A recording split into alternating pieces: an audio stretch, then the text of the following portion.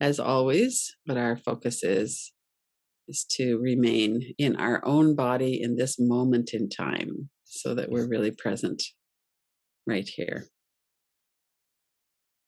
Okay, so Gabor Mate, we're using his book Scattered Minds as a kind of a jumping off point. And he has a lot to say about ADD and ADHD in this book. And a lot of it has to do with everybody. So it's a really good book, a really good general book on everybody's minds and nervous systems and how that all works. So one of the things he's talking about in there is what is self-acceptance and how does that arrive? How do we block off certain things about ourselves or certain parts of ourselves? When we think about self-acceptance, what does the self, and what he's saying is that we experience ourself. So the self as we experience our shifting and conflicting feelings. So a lot of times when we think about who am I, what comes to mind is our relationship with our experience. So he says the self is as we experience our shifting and conflicting feelings. And we want to hold on to some and we want to drive away others. That all seems like it makes sense. And when we try to find kind of a solid self, what we really find is sense perceptions, experience, memories. It's not as solid as what we might think it is. So our self, our sense of self, has a lot to do with our relationship with our experience. So the part that I think is interesting that I want to kind of really focus on a little bit is that this mirrors how our adults preferred only the aspects of our personality that did not trigger discomfort for them. So if you think about someone who really is a little shaky around self-esteem, and I mean that's everybody to some extent, we're all on a continuum around that. But also, how could we maybe see how that might play out as a parent? So you get someone who maybe feels like they need to be respected and obeyed, for instance, in their family. And then they have a child, and this is especially true for teenagers, who's openly defiant, and that person feels disrespected. So that dynamic in a family might lead the child to playing that down or not really going against the parents. So if the parent has a hard time handling anger, or if the parent has a hard time handling that kind of snarky disrespect, then the punishment for that's going to be harder. So, this is kind of a slippery slope here when we think about parenting, because, it is our job as a parent to guide our children and to help them become who they are, and also to fit in to society and to fit into the family. And I know, when I was a parent, I was young. I had my son when I was 20, and I had a lot of unhealed trauma. And mostly my thoughts about that were, I just don't want to make the same mistakes my parents made. I want him to know me. I want to be friends with him. I want to really be connected with him so that he never feels like somebody doesn't care. And so, I think I was successful in that, although I made a lot of other mistakes. So when we look at this, it's something that it's hard to kind of see objectively sometimes. Sometimes we really have to look at this and stay present and not go into shame, because it's natural and normal for this to happen. Another example I can think of is someone I know whose mom had cancer when she was a child. And her mom was always encouraging her two children to be happy around her. And they never talked about cancer. They knew about it, but they didn't really know much about it. And her mom would always say, "No, don't be sad. Come over here and cheer mommy up." And so then that leads to, you can understand why that would be. And you can also see the effect that that had on the children of not being allowed to feel sad in a sad situation. And then when their mom died, it was, really devastating in a different way because they hadn't had that connection of really working through that. So, this question of how adults prefer only the aspects of personality that don't trigger discomfort for them is largely unconscious. It's something that we're not thinking about. And the response to that is largely unconscious too. So as adults, from that we can see, and we know this, that we need to build a tolerance for all of our emotions, and that's something that it's safer to do as an adult than it was as a child. So let's just pause here for a moment. What were you not allowed to feel when you were a child? Now, you could look at the opposite of that too. What was encouraged and what was discouraged? And a little bit about how did that happen? So you might have been told, don't be a sad sack. You might have been told in nonverbal ways. Let's take a couple of minutes to sit with that. What were you not allowed to feel as a child? Or what was allowed would be the opposite side of that.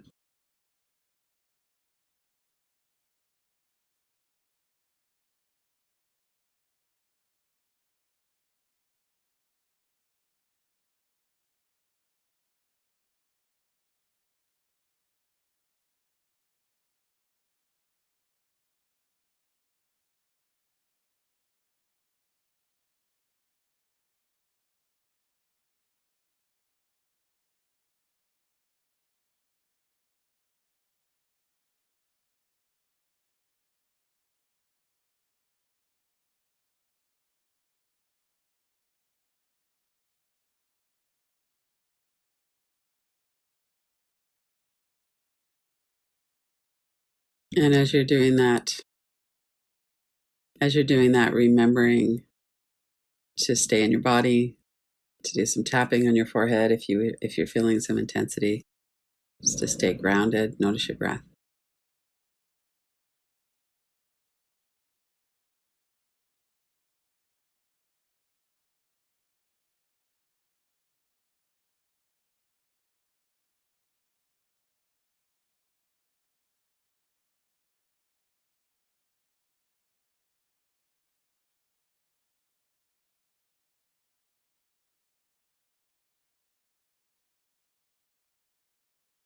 And you might also want to attune to that younger self if that's coming forward.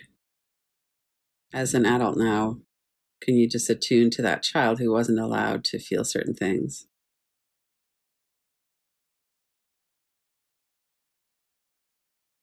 Let them know that it's okay now.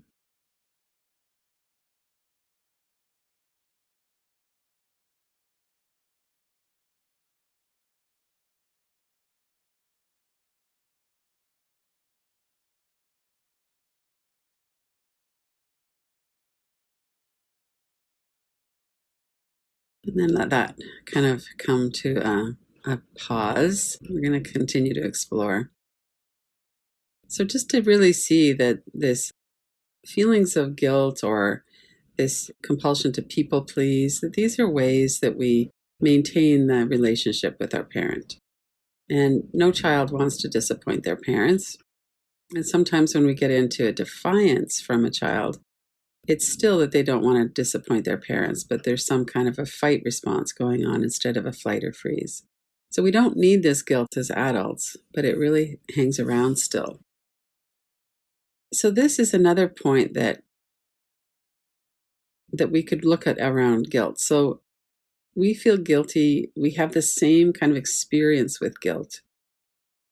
And you could also kind of look a little bit at shame too, but guilt is more about what's happening, what we're doing compared to our identification, which can be shame. But when you feel guilty about something, guilt doesn't know the difference between turning you away from something that's wrong. And that's also really the main function of shame. It turns us away from doing things that could get us kicked out of the family or the community. So we feel the same guilt operates in a similar channel if it's something that we're being turned away because it's wrong. But then we also have that same channel active in disappointing our parents, or when we're older, it might be disappointing others, partner, friends. Well, I can't really do that because my partner wouldn't agree with it, or my partner wants this for our life and I want this, but I'll just go along. So we have that same channel that can be activated. Or squashing our impulses, like what is it that truly excites us? What do we truly want to live? Several years ago, I became very aware that I was really out of alignment with what was important to me in my life. It wasn't that I hated my life, it was that it was boring me. And it just didn't feel like what I was put here to do, I wasn't doing. And part of it was I needed to get out of a relationship that wasn't healthy. But since then, I've had that opportunity to really free myself from that, and to all of the work that I do now is because I'm not in that relationship. I'm not in that relationship with trying to please somebody else or make their life work. So this squashing our core impulses, and the reason I've got some of these bumper stickers on here: proud to be a Harvard mom, parent of a Marine, proud to be parent of a child in the LGBTQ community. Those are really different things. But I remember how I really became the golden child in our family when I got a job in a corporate environment that my mom really approved of. And even my siblings remarked on that. So I went from being the lesbian daughter who had disappointed her in a lot of ways, and I was kind of a hippie and on the fringe, and being somebody who she could be proud of. And I really remember that experience. So all of these ways that parents want the best for their children, but then how do we define what's best, and how much room does a child have to really explore what's meaningful to them? So in this context, we're going to be looking into how are we affected by that, and just to acknowledge that these are powerful survival and inclusion strategies that can still be active even when we're adults, but certainly are as children. So another thing that we know about traumatic memory is that it doesn't tell time, and guilt is kind of the same. It's one of those unconscious drives that can affect us unless we bring it up into consciousness and look at it with our adult brain circuits.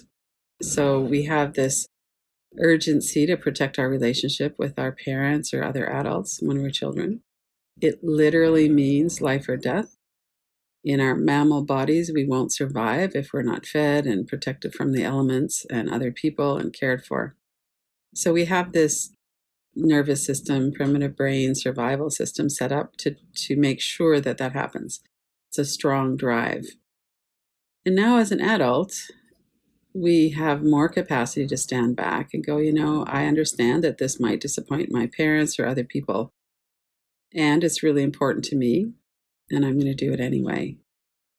So let's pause here and bring to mind something that you can relate to in your own life.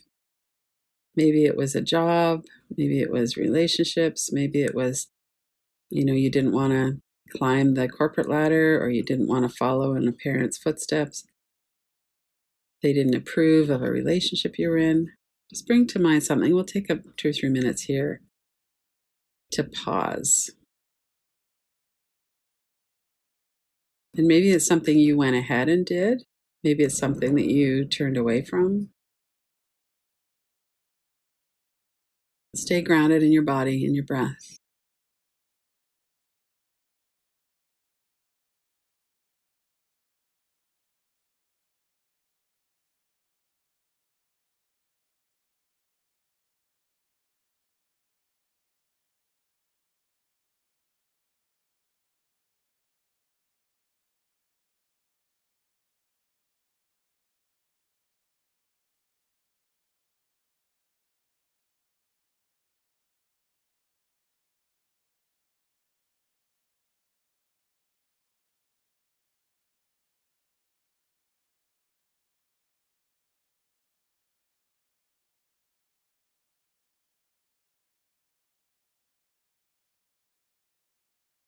And you might be working with a memory from the past or something that's happening right now. There are a lot of really small and really large ways that this works. Just for another minute or so to attune to that.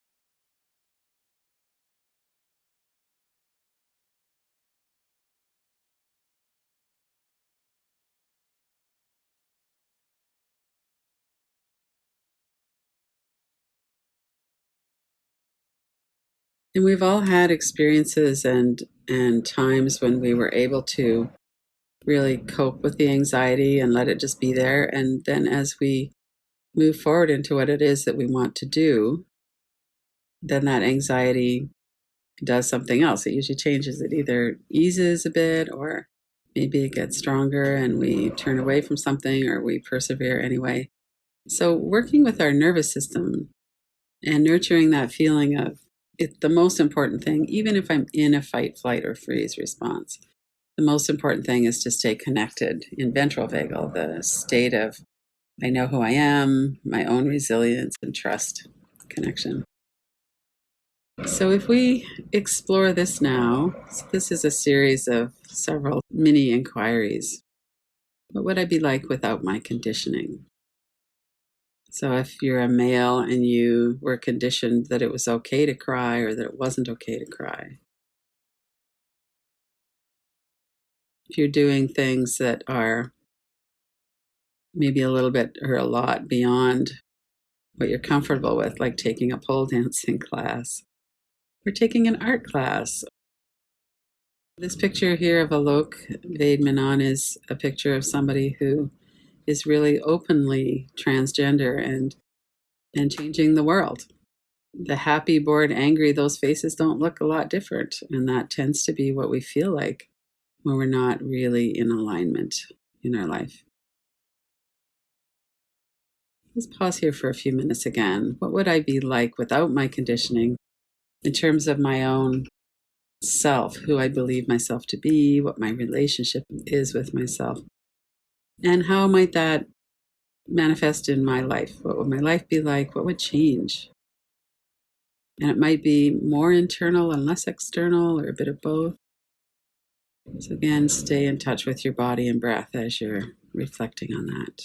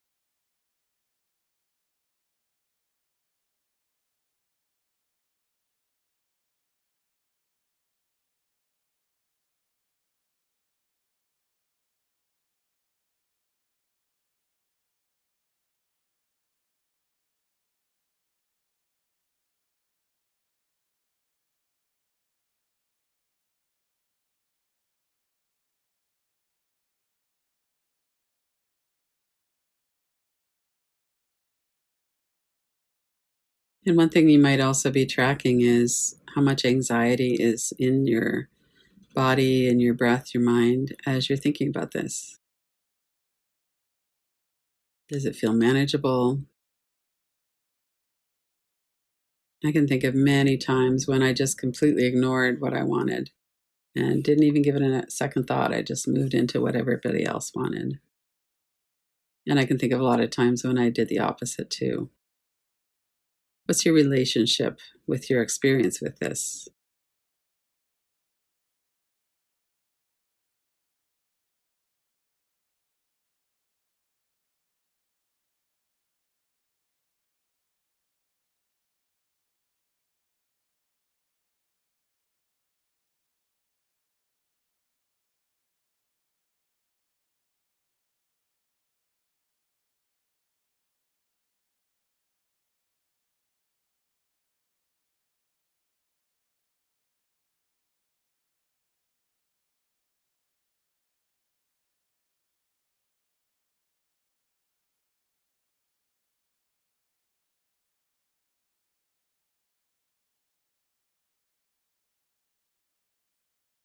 And as you're looking at that as well, maybe we could just take a minute to notice how much shame is applicable here.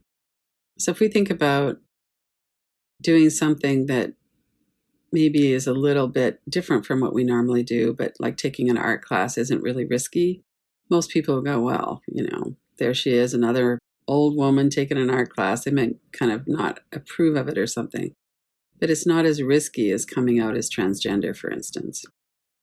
Or if you're taking a pole dancing class, are you telling people about it? Or are you hiding it? So just for a moment to notice the level of society's conditioning around this.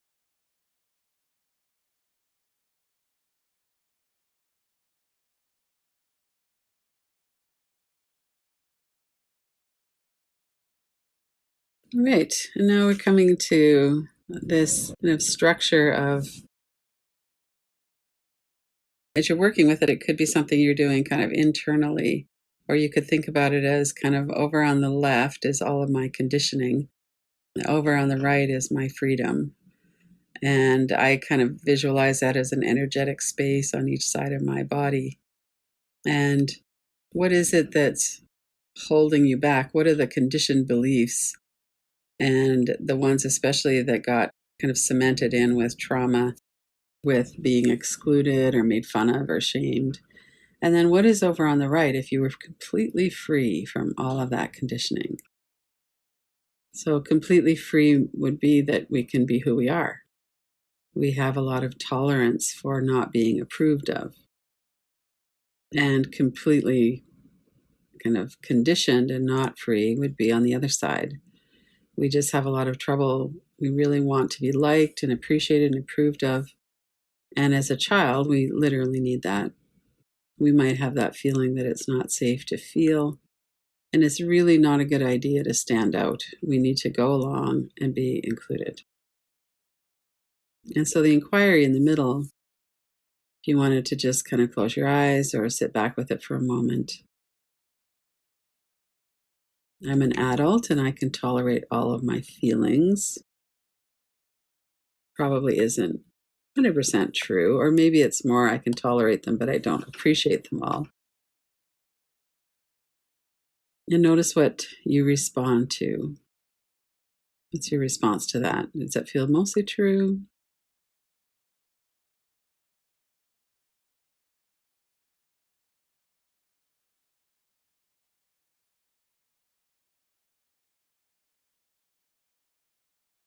You can take your time and do these in any order. Spend a lot of time on one and not on the other. Another one is I feel safe enough to live a life of meaning to me. What are the elements? What pops into your mind or what happens in your body as you say that? I feel safe enough to live a life of meaning to me.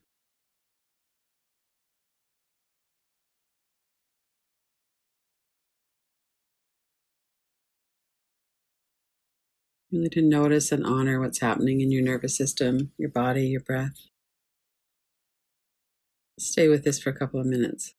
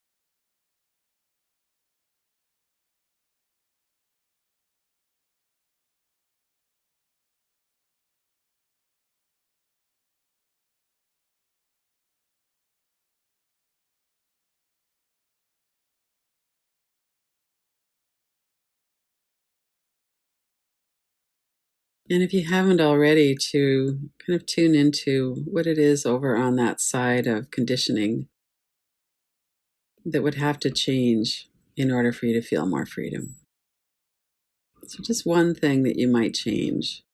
And focus on that for a moment in terms of what is the possibility? Does it feel like it's really out there? Is it a big change? Is it a little one? Sometimes those nuanced internal shifts are very powerful too. And visualize that really intently and detailed. What would that feel like? What would you look like? Would it be different people around you? Is it an internal feeling? Let yourself really get into that visual for a moment.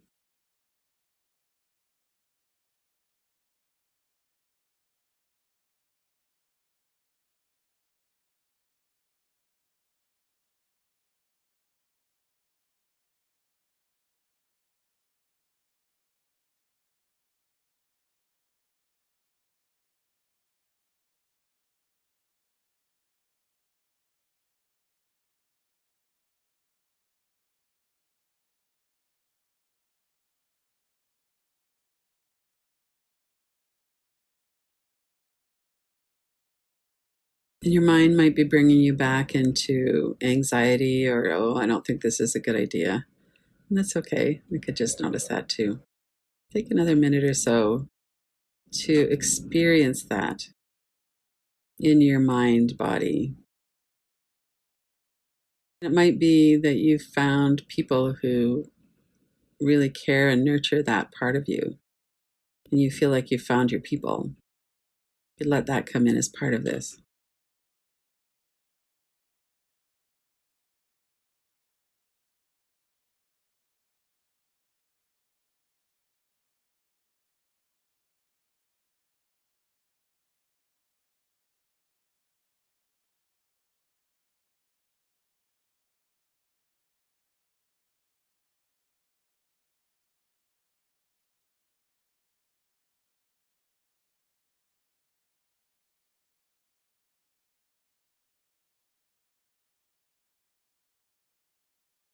And then let's take a couple of minutes to kind of wrap up the inquiry.